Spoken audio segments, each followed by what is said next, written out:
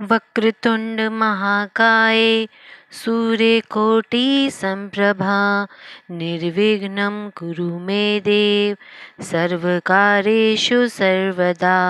फाल्गुन माह के कृष्ण पक्ष की चतुर्थी के दिन संकष्टी चतुर्थी व्रत रखा जाता है और इसे द्विज प्रिय संकष्टी चतुर्थी के नाम से भी जाना जाता है।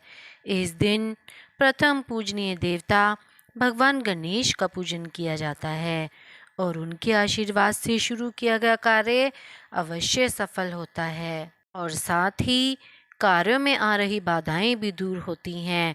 इसलिए संकष्टी चतुर्थी का व्रत बहुत ही फलदायी माना गया है और इस दिन गणपति जी का विधि विधान से पूजन करना चाहिए। फाल्गुन माह की संकष्टी चतुर्थी यानी द्विज प्रिय संकष्टी चतुर्थी का व्रत 28 फरवरी 2024 बुधवार के दिन रखा जाएगा। आइए सुनते हैं द्विज प्रिय संकष्टी चतुर्थी व्रत की कथा। पौराणिक कथा के अनुसार एक बार भगवान शिव और माता पार्वती नदी के किनारे बैठे हुए थे। कुछ देर बाद माता पार्वती के मन में चौपड़ खेलने का विचार आया। उन्होंने शिव जी से चौपड़ का खेल खेलने के लिए कहा तो वे भी तैयार हो गए।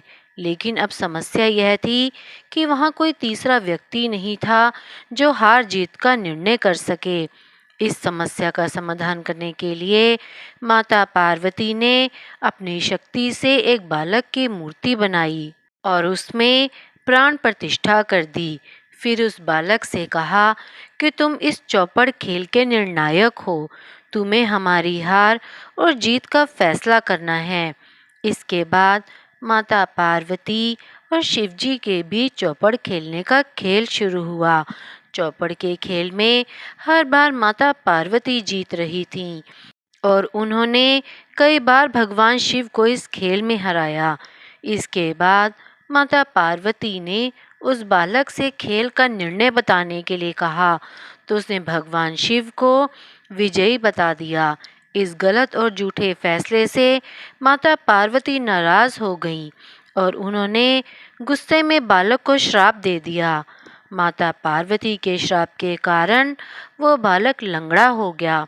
बालक ने माता पार्वती से क्षमा याचना की तो माता पार्वती ने कहा कि यह श्राप वापस नहीं हो सकता, लेकिन इससे मुक्ति पाने का एक उपाय है। उन्होंने बालक को संकष्टी चतुर्थी का व्रत रखने को कहा।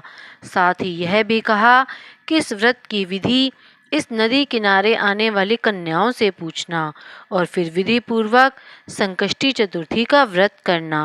बालक ने माता पार्वती के कहे अनुसार ऐसा ही किया और कन्याओं से संकष्टी चतुर्थी के व्रत की विधि जान ली। इसके बाद नियम पूर्वक व्रत किया।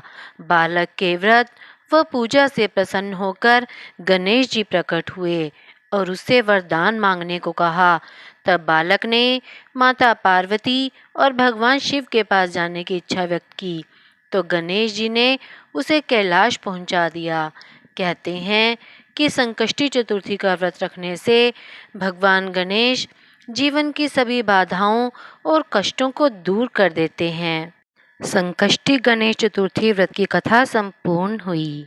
अगर आपने अभी तक मेरे चैनल को सब्सक्राइब नहीं किया है तो आप मेरे चैनल को सब्सक्राइब करें ताकि आपको मेरे आने वाली वीडियो की नोटिफिकेशंस मिलती रहें। आप मेरी वीडियो को ज़्यादा से ज़्यादा लाइक और शेयर करें।